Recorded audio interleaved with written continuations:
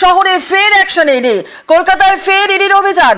NRI কোটায় মেডিকেলে ভর্তি মামলার তদন্ত এবং আমরা যা জানতে পারছি শহরের 5টি জায়গায় ইডির অভিযান। আরো একবার আপনাদের জানাই, শহরে ফের অ্যাকশন ইডি। কলকাতায় ফের ইডির অভিযান। এনআরআই কোটায় মেডিকেলে ভর্তি মামলায় তদন্ত। শহরের 5 জায়গায় ইডির অভিযান। সরাসরি চলে যাব আমাদের প্রতিনিধি রৌনক আমাদের সঙ্গে রয়েছে। ইডির 5 জায়গায় অভিযান, কোন কোন জায়গায় ইডির অভিযান শুরু হয়েছে কি জানা যাচ্ছে রৌনক? দেখো, একেবারে বালিগঞ্জ, নিউ টাউন সহ কড়িয়া এই বিভিন্ন জায়গায়, শহরের একাধিক জায়গায় একযোগে এনফোর্সমেন্ট ডিরেক্টরেটের তল্লাশি অভিযান। এনআরআই কোটায় মেডিকেলের ভর্তির নামে কোটি কোটি টাকা দুর্নীতি, এর আগেও গত 1 বছর ধরেই কিন্তু এই মামলাকে সামনে রেখে ইডির তরফ থেকে বিভিন্ন জায়গায় অভিযান চালানো হয়েছিল এবং বেশ কয়েকজনকে গ্রেফতারও করা হয়েছিল।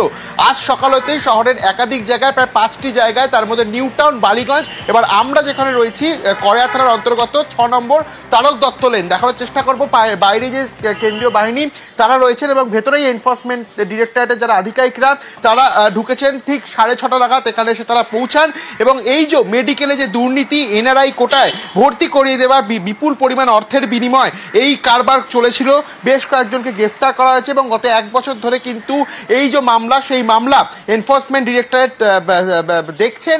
তল্লাশি অভিযান চালানো হয়েছে এর আগেও শহরের একাধিক জায়গায় এবং এই যে বাড়ি, এখানে এক দম্পতি থাকেন, মুনমুন ব্যানার্জি, যেটা জানা যাচ্ছেন তিনি পেশায় আইনজীবী, তার বাড়িতেই আজ সকাল 6:30টার সময় ইডির আধিকারিকরা আসেন, কেন্দ্রীয় বাহিনীর জওয়ান তারা বাইরে রয়েছেন এবং 6:30 থেকেই তল্লাশি অভিযান চালানো হচ্ছে। শুধু এই কড়িয়া থানা নয়, এছাড়াও বালিগঞ্জ, নিউ টাউন এবং শহরের আরো বেশ কয়েকটি লোকেশনে কিন্তু এনফোর্সমেন্ট ডিরেক্টরেটের তরফ থেকে তল্লাশি অভিযান চালানো হচ্ছে। অর্থাৎ গত 1 বছর ধরে এই যে এনআরআই কোটাতে বিপুল পরিমাণ টাকার অঙ্কের বিনিময় মেডিকেল কলেজগুলিতে ভর্তি করানো হয়েছিল এবং প্রায় কোটি কোটি টাকার দুর্নীতি যা সামনে এসেছিল, সেই দুর্নীতিকে সামনে রেখে কিন্তু আজ শহরে একযোগে একেবারে তল্লাশি অভিযানে নামলো এনফোর্সমেন্ট ডিরেক্টরেট। ধন্যবাদ।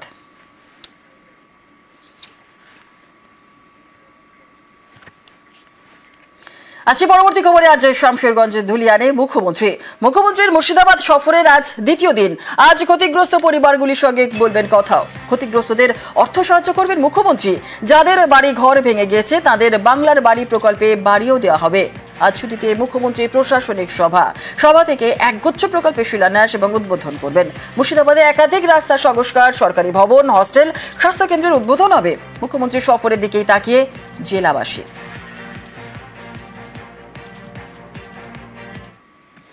মুর্শিদাবাদ সফরে মুখ্যমন্ত্রী বহরমপুরে গিয়ে তাঁর চড়া সুর। দাবি করলেন বহিরাগতরাই পরিকল্পনা করে অশান্তি করেছে। নিশানা করলেন বিজেপিকেও।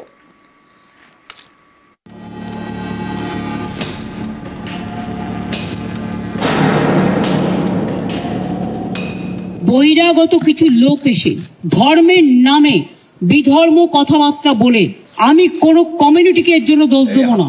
কয়েকজন ধর্মীয় নেতা সেজেছেন, পালে বাঘ না পড়লেও তারা বাঘ বাঘ করে চিৎকার করে রাজনৈতিক ফয়দা নেয় এবং তারাই কিন্তু দাঙ্গা ঘটিয়ে সবচেয়ে আগে পালিয়ে যায়। গৃহশত্রু মানে যারা জেলার শত্রু, বাংলার শত্রু,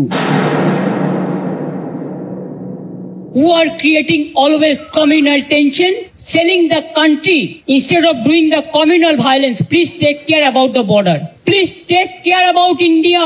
Please save India from any disaster. Please give justice to the people who have lost their dear ones. Don't play dirty politics or nasty politics. I am the last person to tolerate. আমি বিজেপিকে এখনো মনে করি ওরা হচ্ছে চুপারুস্তম। I have seen 10-12 Prime Minister. I worked with them. I'm not talking about Prime Minister, but who is now acting Prime Minister. Take care for border. When you are in the chair, you cannot divide the people. ওয়াকফ আইনে প্রতিবাদের নামে তাণ্ডব, লুট। গত মাসে এ নিয়ে উত্তেজনা ছড়ায় মুর্শিদাবাদের সুতি, শামশেরগঞ্জে। এখনো অনেক জায়গায় সেই তাণ্ডবের ক্ষত স্পষ্ট।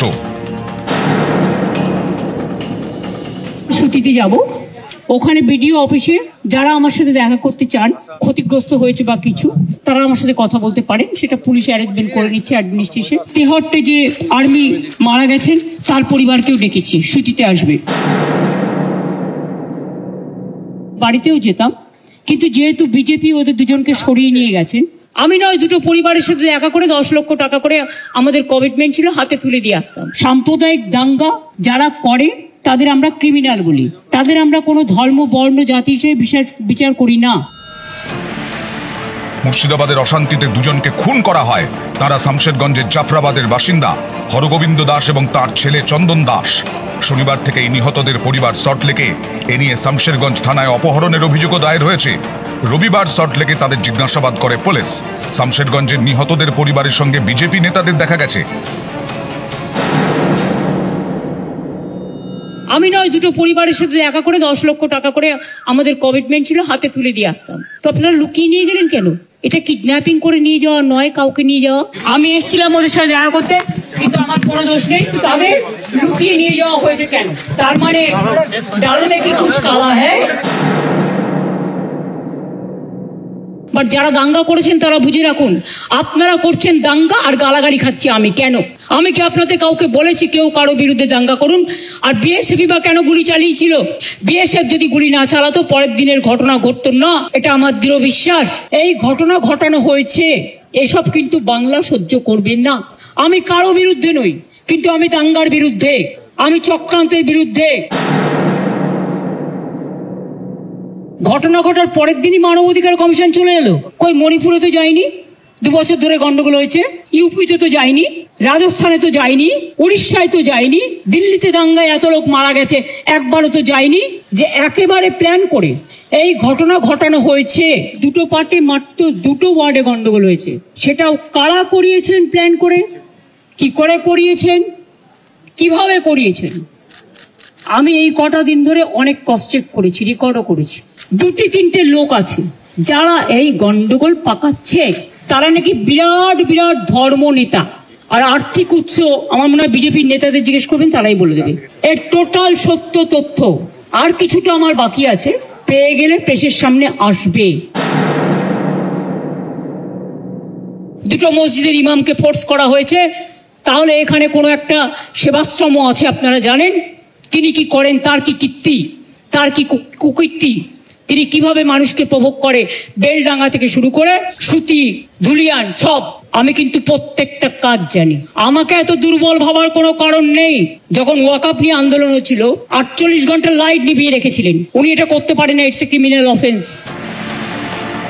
নিউজ 18 বাংলা।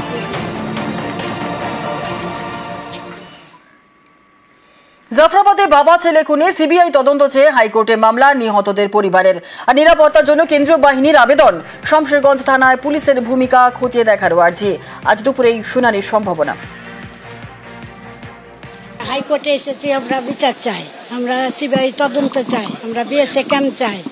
বলছেন যখন পুলিশ সব চেঞ্জ করা হয়েছে এখন না, আমরা বিএসএ ক্যাম্প চাই। ওই বাড়িতে সব ভাঙচুর করে ফেলে দিলে আমরাকে দেখে, হ্যাঁ উঠে কে ও বলছে কি এখানে কিডন্যাপ করে নিয়ে এসেছে। না, আমরাকে কিডন্যাপ করে আসেনি, আমরা নিজের ইচ্ছায় এসেছি। লিয়ে যেতে এসেছিল, না হলে ও ভাঙচুর করে ফেলবে কেন, জোর করে মনে হয় লিয়ে তো তুলে।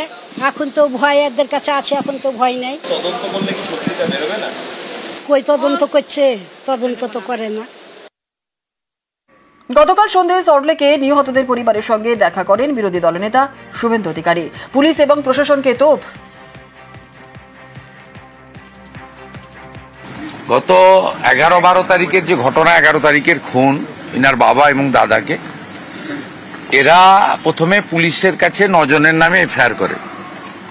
2-3 জন অ্যারেস্ট হওয়ার সত্ত্বেও বাকিরা অ্যারেস্ট হয়নি।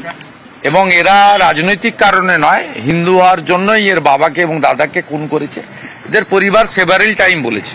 বিষয়টা হচ্ছে এরা পুলিশের এগেনস্টে সিবিআই করার জন্য কলকাতাতে এসেছে। পুলিশের জন্য আমার বাবা ও দাদা খুন হয়েছে, আমরা অন্য সবার সাহায্য নিব, কিন্তু আমরা পশ্চিমবঙ্গ সরকারের সাহায্য নিব না। এদের সপরিবারে এরা কোর্টে থাকতে চায়, লয়াররা করবে, এদের যে মনোনীত লয়ার, তো এরা থাকতে চায়। এরা বিচার পাওয়ার জন্য কলকাতা উচ্চ আদালতে এসেছে।